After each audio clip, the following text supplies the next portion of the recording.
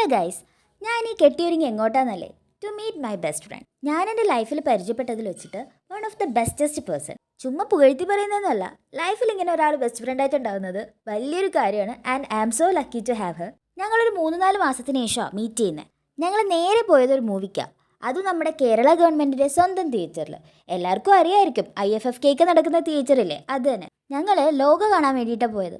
മൂവിയെ പറ്റി ഞാൻ പ്രത്യേകിച്ചൊന്നും പറയണ്ടല്ലോ, എല്ലാവരും കണ്ടാണും. മേ ബി ഞാനായിരിക്കും ഏറ്റവും ലാസ്റ്റ് കാണുന്ന ആള്. നിങ്ങളൊക്കെ കണ്ടായിരുന്നോ? അങ്ങനെ ഇന്റർവെൽ ആയപ്പോൾ അവിടുത്തെ പബ്സ് നല്ലതാണെന്നും പറഞ്ഞ് ഇവളെന്നെയും കൂട്ടിക്കൊണ്ട് പോയി. മെയിൻ ഹൈലൈറ്റ് എന്താന്ന് വെച്ചാൽ അവിടുത്തെ പബ്സിൽ 2 ഹാഫ് മുട്ടയുണ്ട്. നിങ്ങൾ എന്തായാലും പോകുന്നുണ്ടെങ്കിൽ ഉറപ്പായിട്ട് വാങ്ങി കഴിച്ചു നോക്കാം കേട്ടോ. നിങ്ങൾക്ക് എങ്ങനെയാ പബ്സിന്റെ കൂടെ സോസ് ഇഷ്ടമാണോ? എനിക്കെന്തോ അത് ഭയങ്കര വിയേർഡ് കോമ്പിനേഷൻ ആയിട്ടാണ് തോന്നുന്നത്. നിങ്ങൾക്ക് എങ്ങനെയാന്നുള്ളത് കമന്റ് ചെയ്യണേ. അതേപോലെ സബ്സ്ക്രൈബ് ചെയ്യാത്തവർ സബ്സ്ക്രൈബും കൂടെ ചെയ്യണം. അങ്ങനെ മൂവിയൊക്കെ കഴിഞ്ഞ് ഞങ്ങൾ കുമാർ കഫേയിലോട്ടാണ് പോയത് കഴിക്കാൻ. ഈ മെനു നോക്കി ഇരിക്കുന്ന കണ്ട കാര്യമായിട്ട് എന്തോ വെറൈറ്റി ഓർഡർ ആക്കാൻ ഇരിക്കുന്ന പോലെ.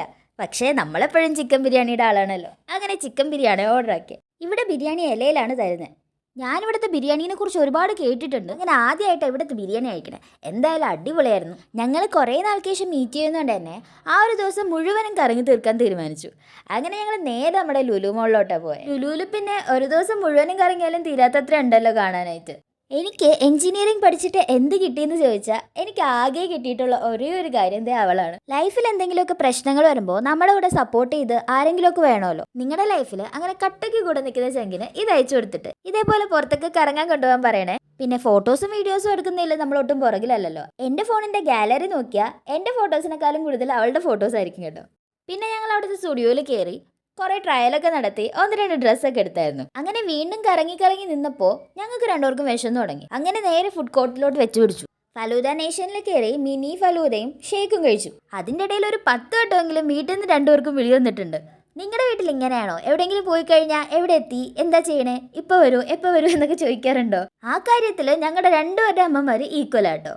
അങ്ങനെ അവിടെ നിന്ന് വേഗം തന്നെ ഇറങ്ങി. നല്ല നട്ടപ്പൊരി വെയിലത്ത് വന്ന ഞങ്ങളാ ദാ സന്ധ്യയായി. സത്യം പറഞ്ഞാൽ നമ്മുടെ ട്രിവാൻഡ്രത്തെ ലുലു മോളിൽ വന്നിട്ട് വേറെ ലുലു മോളിൽ പോകുമ്പോഴത്തേക്കും മനസ്സിലാവും നമ്മുടെ ലുലു മോൾ എത്ര വലുതാന്ന്. അതെനിക്ക് പലപ്പോഴും തോന്നിയിട്ടുണ്ട്. അങ്ങനെ ഞങ്ങളിതാ വീട്ടിലോട്ട് പോവുക.